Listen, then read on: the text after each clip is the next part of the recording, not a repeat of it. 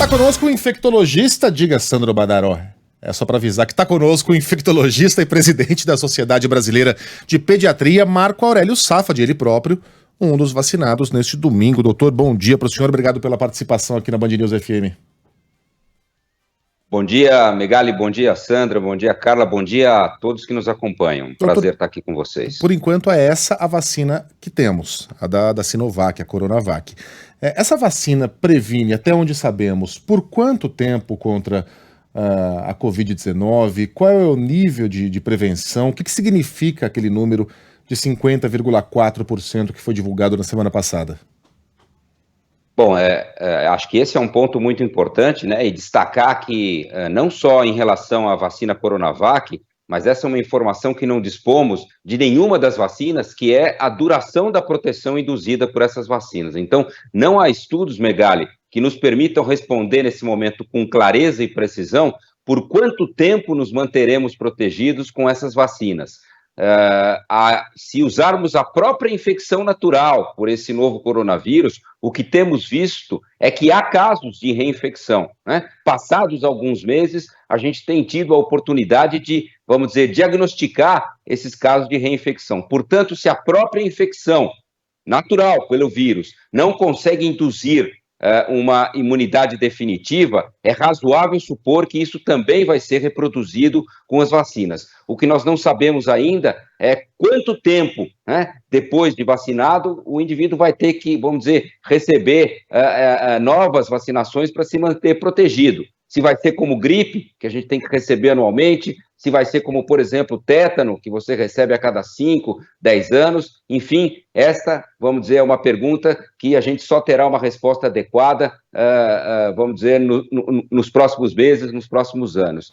Em relação ao seu outro ponto, né, o que representa esses aproximadamente 50% de proteção, e importante frisar aqui, Megali, contra qualquer forma de doença. Então, quando a gente se refere a essa capacidade da eficácia da vacina, ela reproduz aquilo que nos estudos, né, a vacina pôde propiciar em relação ao grupo placebo de prevenção de qualquer forma da Covid-19, incluindo aí formas muito leves da doença.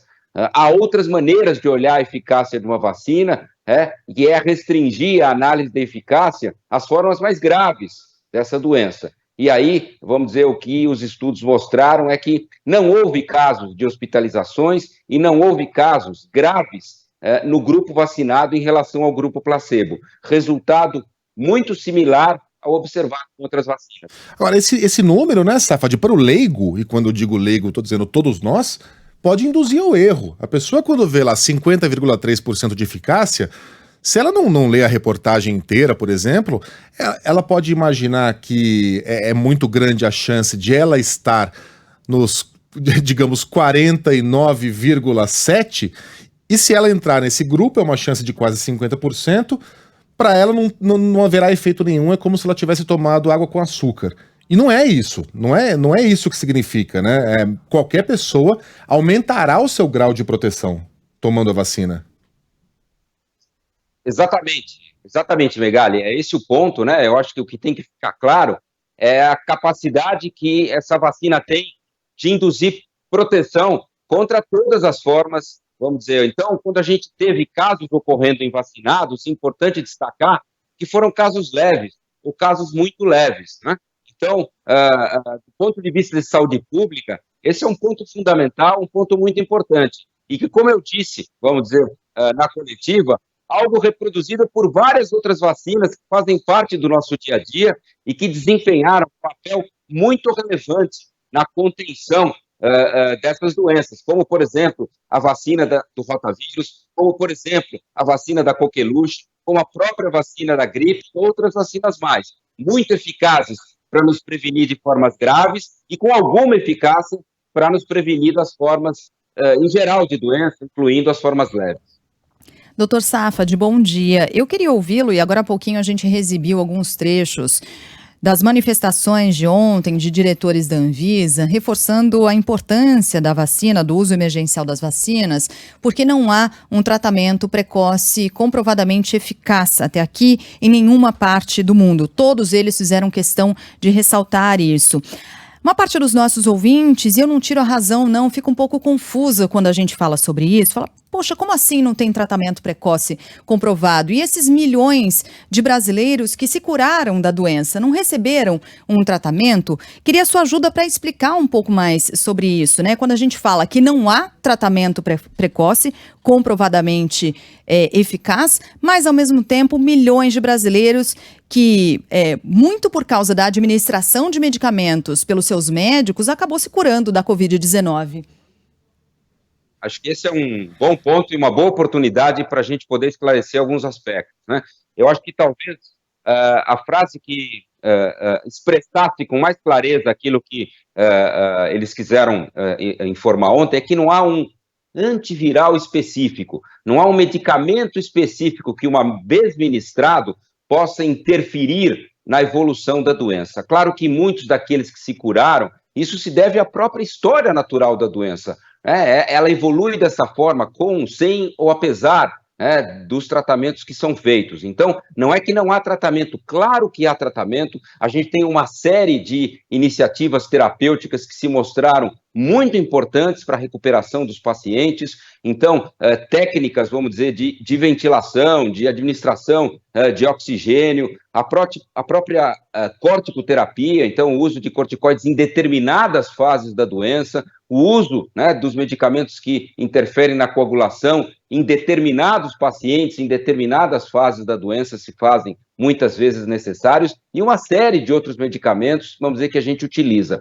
O que talvez eles quiseram expressar ontem é que, até o momento, nós não tivemos a possibilidade de identificar um antiviral específico, um medicamento que haja especificamente contra esse novo coronavírus, né? A gente está buscando esses medicamentos, tem alguns anticorpos monoclonais, tem alguns medicamentos que estão aí em investigação e que, creio, em breve a gente vai ter possibilidade, né, de contar, vamos dizer, com um medicamento dessa natureza, mas à luz das evidências atuais, né, e isso tem que ficar claro, não há, infelizmente, nenhum antiviral específico que, utilizado seja na fase precoce, seja na fase onde a doença já está mais avançada, que mude, vamos dizer, a evolução dessa doença. Eu acho que, não sei se me fiz claro. Acho que sim, doutor. Até porque quando a gente tiver um antiviral específico, esse medicamento terá de ser aprovado pela Anvisa, vai ter de passar por um processo de aprovação da Anvisa para que possa ser utilizado, né? Perfeitamente correto, né? Como todo novo medicamento, para que ele possa ser utilizado, a Anvisa tem que, vamos dizer, dar a chancela, né, para validar esse uso. E como a gente viu ontem, e eu tomo a liberdade aqui de abrir um parênteses, né, para destacar algo que já vínhamos dizendo há muito tempo, que é destacar a seriedade, né, com que a Anvisa se comporta, que sempre se comportou historicamente. Eu posso compartilhar isso de maneira pessoal, porque já fiz várias consultorias para a Anvisa, e se trata de uma agência de muita seriedade, de muita competência, e que, como disse ontem também, serve inclusive de respaldo para que muitos países aqui da América Latina, que não dispõem de agências regulatórias, se valham dos pareceres da Anvisa para que medicamentos e vacinas sejam utilizados nesses países. Então, por exemplo, ontem, o uso emergencial que a Anvisa fez, tanto para Coronavac, Instituto Butantan, como para a vacina de Oxford, AstraZeneca, permitirá que outros países utilizem essas duas vacinas nas suas campanhas de vacinação, para a gente compreender a importância da Anvisa. Então eu vou aproveitar para já retomar o que aconteceu ontem, aquela reunião da Anvisa, que muita gente acompanhou em todo o país. A aprovação ela foi feita com ressalvas, né, tanto da Coronavac quanto da vacina de Oxford, e aí destacando alguns pontos. No caso da Coronavac, segundo os técnicos da Anvisa, ainda não é possível cravar a duração da proteção dessa vacina e nem um efeito em idosos. E com relação à vacina de Oxford, não é possível saber se os insumos usados para fabricação no Instituto Serum na Índia e do laboratório AstraZeneca, se eles vão produzir exatamente a mesma vacina. É isso que a gente destaca de ontem. Queria saber do senhor os destaques com relação às ressalvas da aprovação da Anvisa.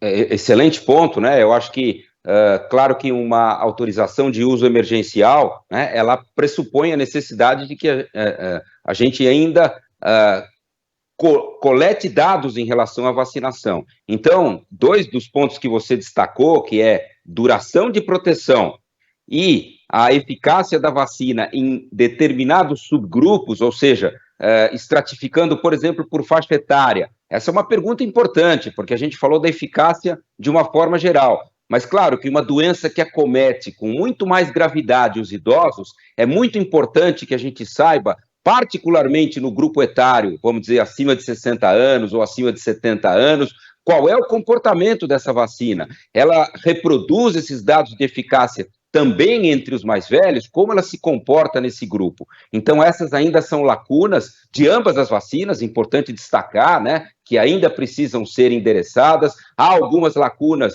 em relação à qualidade da resposta imune. Essa foi uma das exigências da Anvisa, por exemplo, em relação à Coronavac, especificamente em relação à Coronavac, e também algumas exigências da Anvisa em relação a validar alguns lotes de vacina que são produzidos em locais diferentes, isso em relação à vacina da Oxford AstraZeneca, mas compreendo perfeitamente razoáveis essas recomendações e entendo que elas são perfeitamente factíveis de serem respondidas com dados pelas respectivas empresas. Isso não deve alarmar a população de forma alguma, certo? Perfeito o seu ponto, em absoluto. Essas ressalvas não significam pontos que comprometam, vamos dizer, a possibilidade de uso dessas vacinas. Elas apenas são exigências importantes, né, dentro do contexto de uma agência regulatória, para que a gente possa construir, né, um arsenal importante de evidências, né, e com isso nortear da maneira ideal as recomendações com essas vacinas. Isso deve acelerar, então, a aprovação ou não, né? Pelo menos a análise das próximas doses, né? Vai existir um novo lote de pedido de uso emergencial da Coronavac agora a ser submetido pela Anvisa. Acelera o processo? Sem dúvida acelera, né? Então, por exemplo, essa foi a validação do lote que veio da China, né? Da Coronavac. Então, para aquele lote que for produzido aqui no Brasil, há necessidade de também haver uma aprovação por parte da Anvisa e, evidentemente, né, o caminho já foi aí pavimentado para que isso ocorra. Então, essas próximas etapas, você corretamente colocou, serão etapas que exigirão, vamos dizer, menos tempo para que a gente tenha essas respostas. Ô Safad, só para terminar, a gente já tem a Coronavac circulando pelo Brasil, em breve teremos a vacina de Oxford, em algum momento a vacina da Pfizer chegará ao Brasil também, a gente está na fila.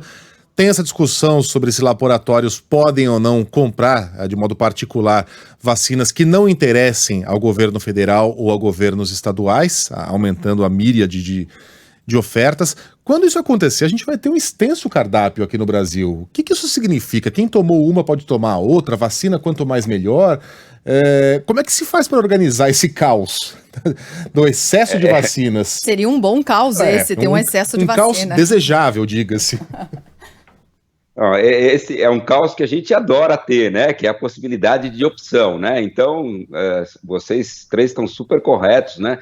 Essa é a realidade que a gente tem com uma série de doenças, que a gente vai tendo a oportunidade de ter vacinas de nova geração sendo desenvolvidas e que às vezes representam um avanço em relação às vacinas anteriores, sem que isso represente, vamos dizer, um fato que desabone aquelas que estão em uso. Então, há sim, às vezes, o surgimento de uma vacina que pode, por exemplo, Megali, ser mais adequada para um idoso. Há, por exemplo, uma vacina que talvez tenha características que seja mais adequada para crianças, né? Então, a gente sabe que crianças ainda não são parte desses programas de vacinação, porque não há experiência suficiente para recomendar vacinas em crianças, e claro, em função das características, né, da doença nesse grupo etário, mas em algum momento a gente vai sim, né, caminhar com a vacinação das crianças. Então, todos esses grupos etários diferentes, comorbidades, então é possível que a gente tenha uma vacina que seja melhor para um indivíduo que tem, por exemplo, um prejuízo na sua imunidade,